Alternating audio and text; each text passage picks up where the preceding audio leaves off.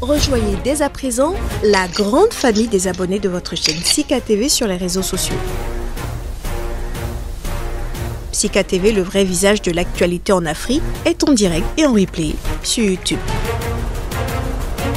Abonnez-vous et cliquez sur la cloche de notification pour ne rien rater. Nous sommes également présents sur Facebook et sur Twitter.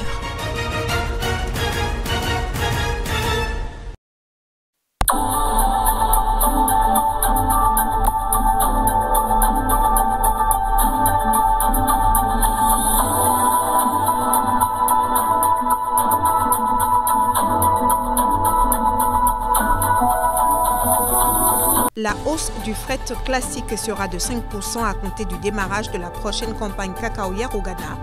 C'est du fait de la hausse généralisée des prix et des coûts.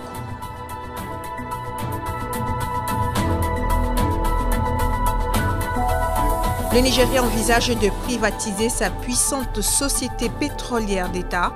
Le président Muhammadu Buhari a ordonné la constitution de la NNPC en société par action. Et puis depuis quelques années, l'or dispute au café la place de premier produit d'exportation en Ouganda. Le gouvernement souhaite tirer davantage profit de ce secteur.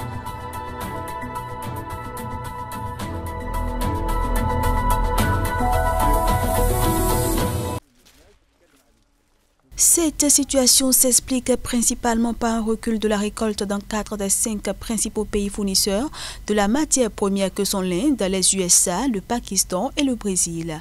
Alors qu'en Inde, le volume a connu un repli de 3% à 6 millions de tonnes. Les 3 dernières nations ont enregistré pour leur part de plus fortes contractions respectivement de 27%, 32% et 22%. La Chine est le seul acteur du top 5 qui a vu son résultat progresser avec 5,91 millions de tonnes en 2020-2021 contre 5,8 millions un an plus tôt.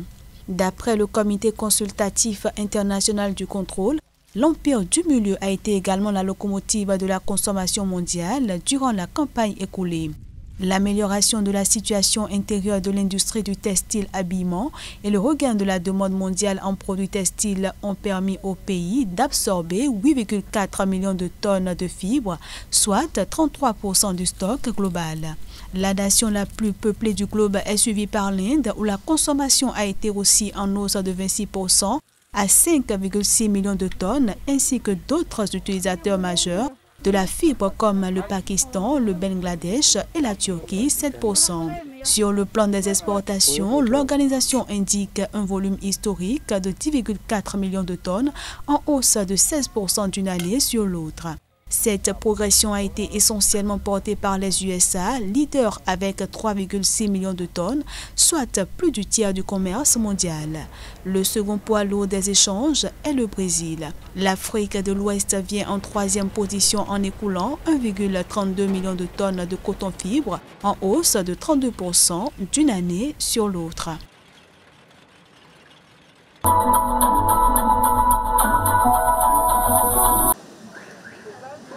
La fin mercredi de cette subvention sur l'essence, le diesel et le kérosène instaurée plus tôt cette année au Kenya pour tempérer le renchérissement du coût de la vie a provoqué une hausse du carburant à la pompe atteignant jusqu'à 6% dans la capitale Nairobi à 135 shillings, c'est-à-dire 1 euro le litre.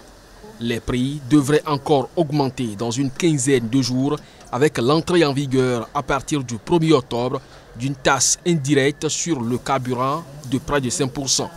Pour les populations, l'augmentation du carburant est tout simplement ridicule et montrerait que le gouvernement n'est pas en contact avec la réalité. Le vice-président William Ruto, en conflit ouvert avec le président Uhuru Kenyatta, à moins d'1 an de la présidentielle d'août 2022, a estimé jeudi, lors d'une rencontre avec des députés, que cette décision était une erreur en pleine pandémie de Covid-19.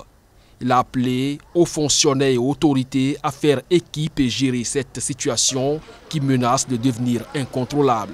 La Fédération des consommateurs du Kenya a mis en garde mercredi contre l'impact sur l'économie en général avec des coûts de production élevés, une flambée des prix des denrées alimentaires, des transports et, dans l'ensemble, un coût de la vie plus élevé.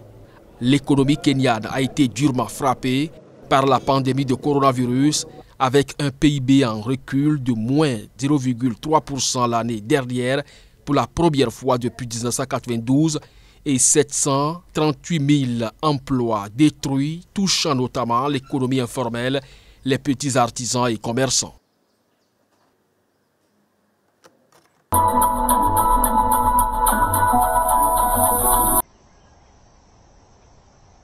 Au Kenya, le gouvernement vient d'ordonner aux meuniers de verser un tarif de 3 700 shillings, 34 $ pour le sac de 90 kg de blé acheté auprès des producteurs. Ce montant, s'il reste en dessous de la demande initiale des acteurs, qui est de 4 000 shillings, est légèrement supérieur au prix actuel proposé par les industriels, 3 600 shillings. Il permettra ainsi aux exploitants non seulement de couvrir leurs coûts de production compris entre 2 000 et 2 500 shillings, mais aussi de dégager un profit plus important.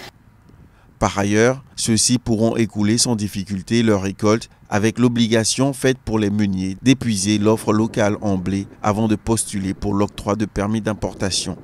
Selon l'exécutif, ces mesures devraient susciter un nouvel engouement dans la filière qui pâtit des coûts élevés de l'énergie et du travail ainsi que de la préférence affichée des transformateurs pour le blé importé. Ce dernier reste en effet moins onéreux que l'équivalent local avec un prix compris entre 3 100 et 3 500 shillings pour le sac de 90 kg, en dépit des droits de douane de 10% qui frappent les achats réalisés en dehors de la communauté est-africaine. Pour rappel, le Kenya est un importateur net de blé avec 80% de sa demande qui est satisfaite grâce à des achats sur le marché international. Le pays produit en moyenne 300 000 tonnes de la céréale par an contre des besoins de consommation s'élevant à 2,5 millions de tonnes.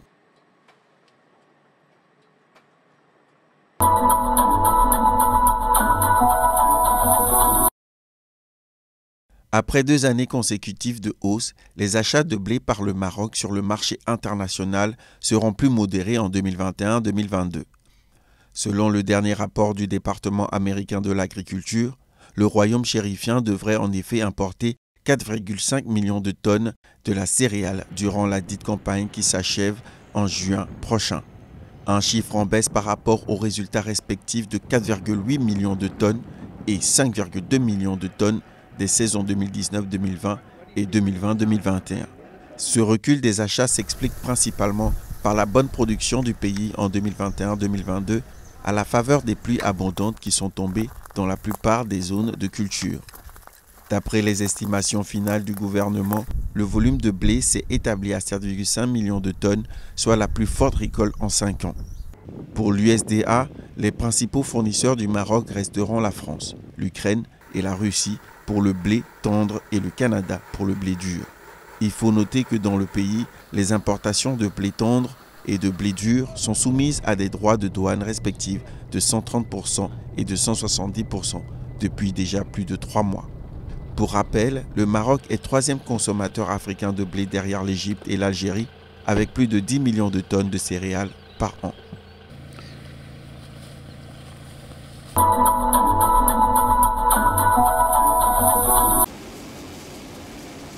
Le minerai de fer pour livraison en octobre est tombé à 90 $ la tonne le 20 septembre sur la bourse de Singapour, son plus bas niveau depuis plus d'1 an. La matière première poursuit ainsi une tendance baissière démarrée il y a quelques mois avec une baisse de plus de 120% par rapport au sommet de 203 $ la tonne atteint en mai dernier. Si la Chine a déjà été le principal moteur du rallye du fer entre la fin de l'année dernière et le premier semestre 2021, elle est encore présente quand il faut expliquer cette chute prolongée. Pékin a en effet durci ses règles anti-pollution et mis en place des mesures pour inciter, voire obliger les aciéries qui utilisent le minerai de fer comme matière première à réduire leur production.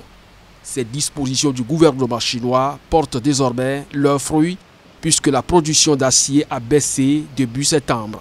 Le minerai de fer a été le produit minier le plus performant sur les marchés en 2020 et son bon début d'année a profité aux compagnies minières et aux pays producteurs, notamment en Australie et au Brésil. Alors que l'Afrique du Sud, la Mauritanie et le Libéria, les 3 principaux producteurs africains, ont également tiré profit de la situation, ils devraient désormais voir baisser leurs recettes d'exportation dans ce secteur.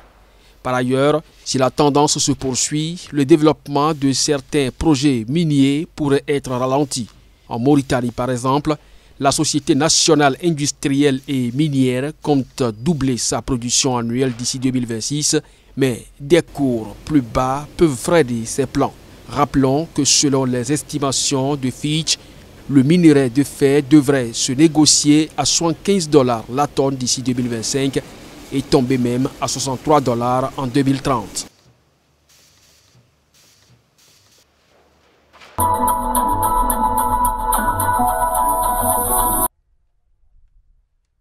Au Rwanda, la filière thé sera très prochainement en mesure d'expédier directement sa marchandise vers le Pakistan, son premier marché. C'est ce qu'a indiqué le haut-commissaire pakistanais à Kigali.